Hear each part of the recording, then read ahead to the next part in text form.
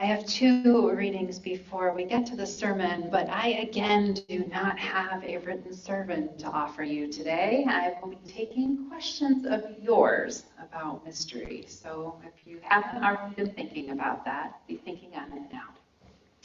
The first reading is Creator by Jennifer Pratt Walter. We are all infinitesimal stitches knit into the shawl of God. Her needles piece the mystery of the universe, how source arises from itself. Let your wander take flight at the sharp miracle of breathing. Inhale, you are creation. Exhale, you are creator. And the second reading is from Carol Hapakowski, from Humanist Voices in Unitarian Universalism. This is a strong reverence for life. Those of us who call ourselves religious humanists have a strong reverence for life. Many of us experience a deep sense of awe before the mystery of life and death, those powers greater than ourselves. We share a respect for science and reason, and we are willing to live with ambiguity, to live without definitive answers. We share a deep concern about injustice and the fate of human life, indeed of all life on this planet, our home in the universe. We identify with the human story even as we recognize it as intimately tied to the story of the rest of the world. My environmentalism and my humanism are inextricably related. My humanism tells me that human life is important and worthy of respect and care. My environmentalism tells me that to be human is to be part of an interdependent circle of all of life. It is counterproductive to imagine ourselves as separate. My knowledge of today's world informs me that planet Earth and thus human life are in danger because of the threat of global warming. I want to see life, including human life, preserved and thriving on our planet. My environmental humanism compels me to work to reduce the causes of climate change, the human practices that threaten the survival of life on Earth.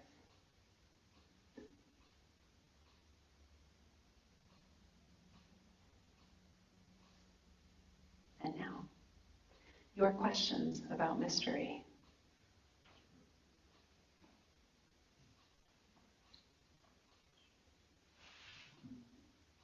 I love the idea of living with ambiguity. Dawn has her hand raised, thank you. That was listed in the second reading. That question of how do we find our way?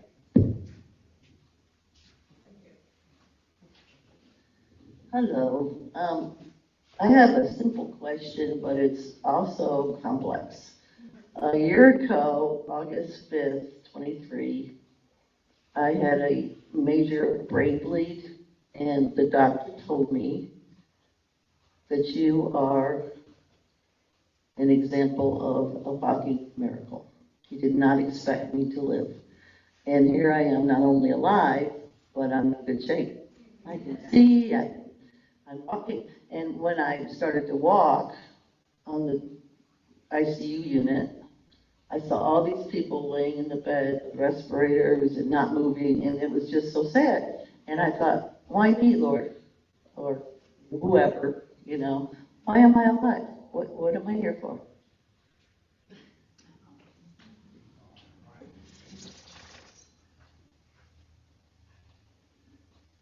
I had a similar situation when I was working in the hospital. One of my coworkers' sister-in-law had a massive stroke. And it was the kind of stroke where we were expecting that we were going to be doing a service in the hospital for him and his family. And she spent a time, basically in a coma, and then she recovered. And it was definitely one of those instances where, it was the same thing, where it was basically a miracle. nobody knew how to explain it. And it was just one of those things that I'm not really one to talk about miracles much, but I do honor with great humility the many things that we cannot explain. And that was one of those instances where it was just a reminder that we do not know how things work necessarily, even when we think we do, but also things happen. It reminds me of the quote from Anne Lamott about, I do not understand the mystery of grace, only that I am changed by the experience, or something like that. It reminds me of that. There is no explanation, and all I can say is that once we're given the gift, we have a choice about how we use it, for sure. And I'm grateful for the ways that you have been choosing to use it, and blessing this congregation, certainly with your gifts.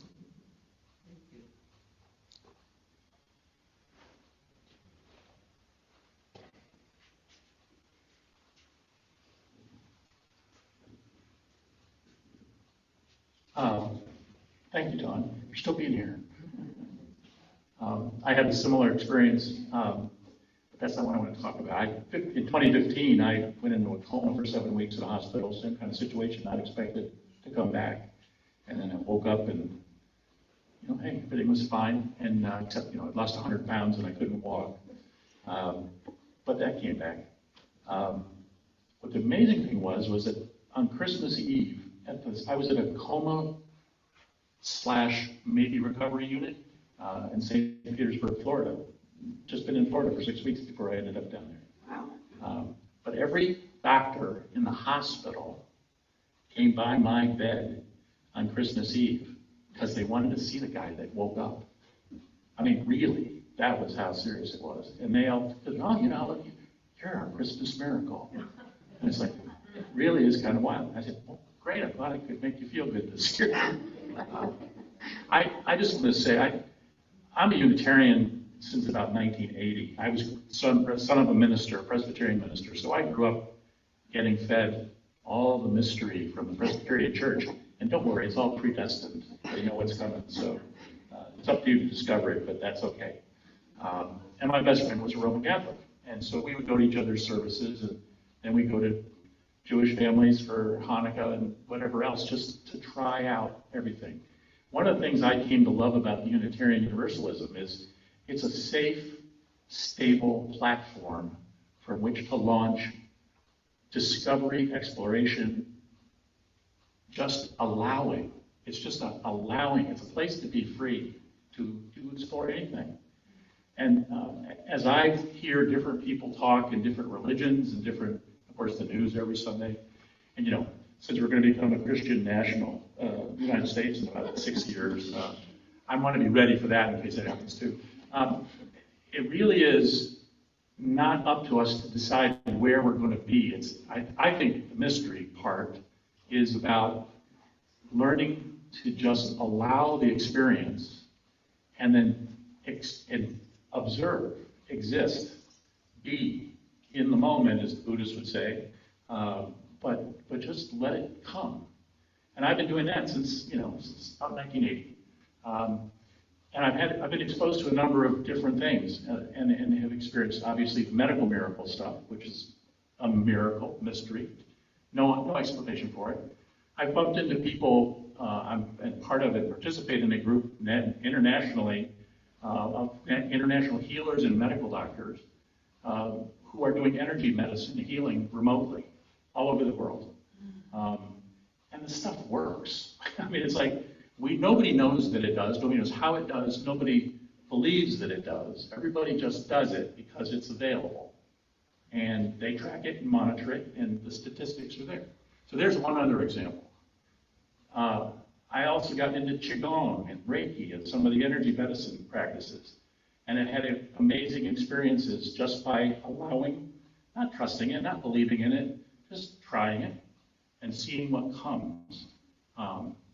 And I have friends who are ministers in the Unitarian Church who are dyed-in-the-wool atheists who just allow it to be and share it. And then we hear about what Okinawans do, the ikigai. What's your purpose? The whole thing is, where do you put your energy and your attention? So I invite the mystery, and praise it, but you're not praising somebody or something or even each other, or definitely not yourself. It's just happening, and feel free and safe to explore. So what do you think about that, Reverend Kristina? Thank you. Yeah, all of that. I think, sometimes, especially, so I worked in hospitals for a long time as a chaplain, and, everybody's always wanting the answer to things, and there's a drive for that, and I understand the passion and the curiosity and the wanting to know so that we can replicate it, but also, I feel like that was something that I could bring as a chaplain into the spaces, was just a deep honoring and respect for the mystery, that there are things that we cannot know. And I feel like if we did know everything, that some of the wonder would be taken out of what it means to be alive. And so just really appreciating that. And yes, absolutely, we are a place where we welcome exploration and questioning and trying to figure out what it means to be alive in a community together in all of the aspects of our humanity.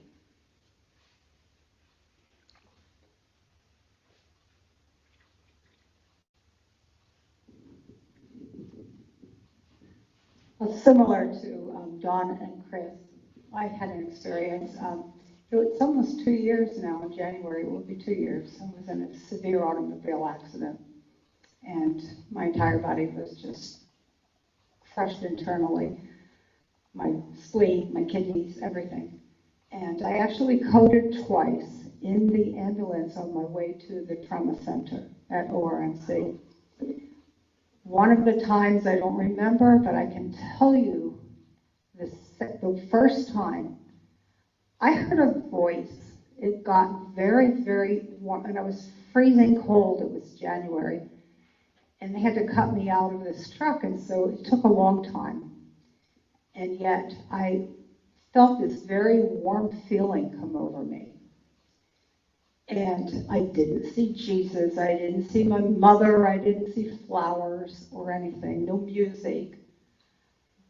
But I heard a voice, and the voice said to me, "You have a choice.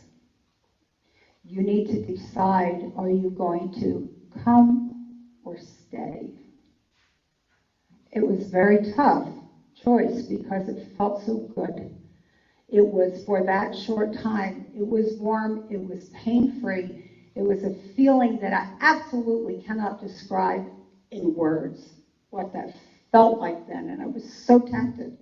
And then I thought about my family, and I thought about my grandchild and my sons, and I thought, I have to go back, and that was a very strange feeling. It was a strange experience because I've always been the type who tends to be like Camus and believe that when it's gone, it's gone. I'm not a real big believer in the afterlife, although Druids do, most of them.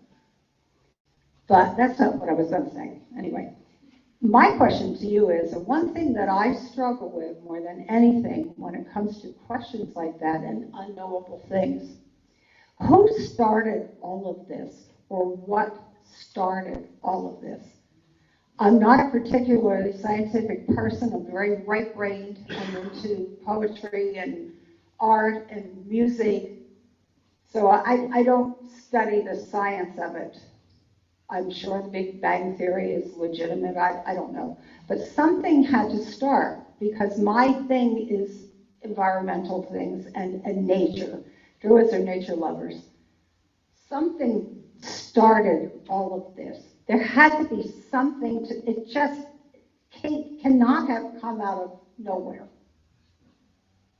I mean, I know that was one of those questions we'll probably never have an answer to, but I cannot believe that it just happened when genes or something started splitting or mutating so that it all turned into this. There's too much perfection in nature, just too much. There's too much perfection in the human body, and I cannot believe that it just happened. So that question is a little bit above my pay grade. And that being said, I actually am a really big fan of the Big Bang Theory. I mean, I don't know all of the details of it, but so one of the arguments that I hear made a lot about that God created the world is that it is so perfect and so beautiful and all of these things. And for me, it's kind of like, and what if that spark just happened and we have all of this beauty and this wonder and this perfection available for us to experience now? Doesn't that make it even better? For me, it does. And I know that we all need to find our own path with regard to that. But I think, yes, evolution and progression of species and the many ways that we manifest life on Earth, for me, I think it is even more wondrous if we think that it has not been created by some wiser, greater spirit, higher power, or whatever we want to call it. So, yeah, I disagree, but also appreciate the amazingness of this world. And the good news is neither one of us knows it. No. And truly, I don't know if it matters, right? As long as we have the appreciation and so, yeah. It still nags in the back of your head, though. I think we have one more question. Kevin.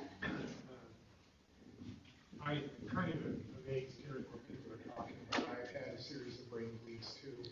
Yes.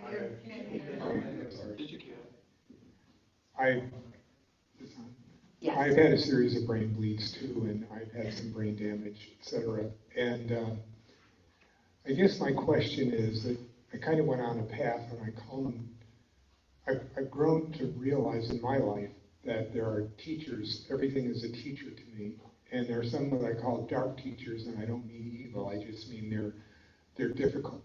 And this has been like a teaching. And one of the lessons I had a therapist say to me: ask yourself two questions: why is this occurring now, and what is the soul lesson I can learn from this? And I guess my question to you is, when I hear these kind of things, does it seem to you, it does to me, that we need to sometimes to set aside the desire to understand, sometimes the craving to understand and control, and just accept and see what the lessons are we can learn from it? Absolutely. I have been known to say in my personal life, I don't understand that, and I'm good with that, actually. I don't want to understand that. And I think it can be really helpful. To me, it's kind of related to like being stuck in our emotions versus learning what our emotions are trying to tell us. For me, emotions and feelings are really just information about something that's happening. So anger can be upset about injustice, or it can be masking sadness, or it can be something else, but emotions and feelings are just information. And so it's helpful for us to just sort of like take that breath and to separate ourselves just a little bit from it. So I think it's kind of the same thing, where if we just take that breath and just accept that we don't understand something, and perhaps even that we don't want to, but to try to understand not where somebody's coming from or whatever, but to try to understand what we're supposed to be getting out of it, if there is something for us to be getting out of it. And I will say, in seminary, people are always trying to figure out what lessons they're learning from their lived experiences, and it's just like constant. Like everything that happens to you, you're supposed to be learning something, and sometimes it's just like there is no lesson. It's just a crummy day, you know? So that can be a thing too. Sometimes that is the lesson, but sometimes we just have bad days. So thank you for that. Our closing hymn is Return Again. And please rise and lift your voice in song with me.